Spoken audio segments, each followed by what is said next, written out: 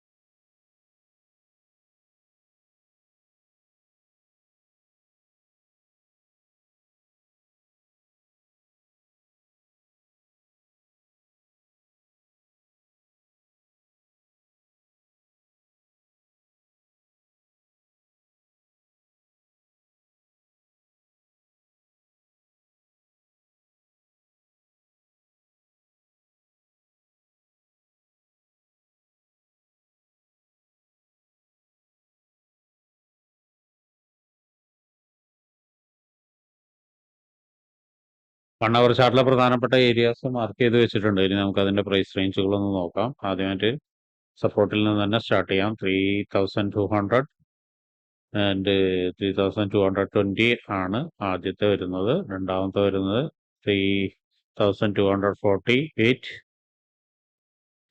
And 3268 ആണ് അടുത്ത് വരുന്നത്. ഇനി വരുന്നത് 2081 ആൻഡ് 2098 ആണ് അടുത്ത് വരുന്നത്. ഇനി നമുക്ക് റെസിസ്റ്റൻസ് ഏരിയ ആണ്. ആദ്യത്തെ റെസിസ്റ്റൻസ് 3323.33 ആൻഡ് 3333.53. ഇനി അടുത്തത് 3367.32. അപ്പൊ ഇത്രയാണ് പ്രധാനപ്പെട്ട ഏരിയാസ് നമ്മൾ 1 അവറിൽ മാർക്ക് ചെയ്യുന്നത്. ഇനി നമുക്ക് 50 മിനിറ്റ്സിലോട്ട് പോവാം. 50 മിനിറ്റ്സിലോട്ട് പോകുന്ന സമയത്ത് നമുക്ക് പ്രധാനപ്പെട്ട കുറച്ച് ഏരിയാസ് മാർക്ക് ചെയ്യാനുണ്ട്. ഇതൊരു നല്ലൊരു റെസിസ്റ്റൻസ് ഏരിയ ആണ്. ആ ലെവലിനെ ഒന്ന് മാർക്ക് ചെയ്തിടുന്നുണ്ട്. അതുപോലെ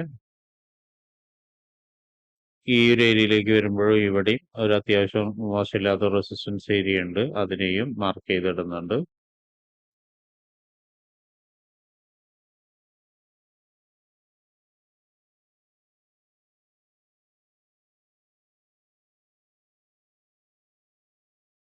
അതുപോലെ 50 മിനിറ്റ്സിൽ ശ്രദ്ധിക്കേണ്ട ഒരു കാര്യം, ഈ ഒരു റേഞ്ച് അത്യാവശ്യം മോശമില്ലാത്തൊരു ലെവലാണ്. അതൊന്ന് നോട്ട് ചെയ്ത് വെക്കുക. അപ്പൊ ഇത്രയാണ് 50 മിനിറ്റ്സിൽ കുറച്ച് പ്രധാനപ്പെട്ട ഏരിയാസ് മാർക്ക് ചെയ്തിടുന്നത്. ഇനി നമുക്ക് എൻട്രി സാധ്യതകളൊന്ന് നോക്കാം. എൻട്രി സാധ്യതകൾ എന്ന് പറയുന്നത് മാർക്കറ്റ് അപ്രോച്ച് ചെയ്യാൻ സാധ്യതയുള്ള ഏറ്റവും അടുത്ത ഏരിയ എന്ന് പറയുന്നത് ഈ ഒരു ലെവല് തന്നെയാണ്.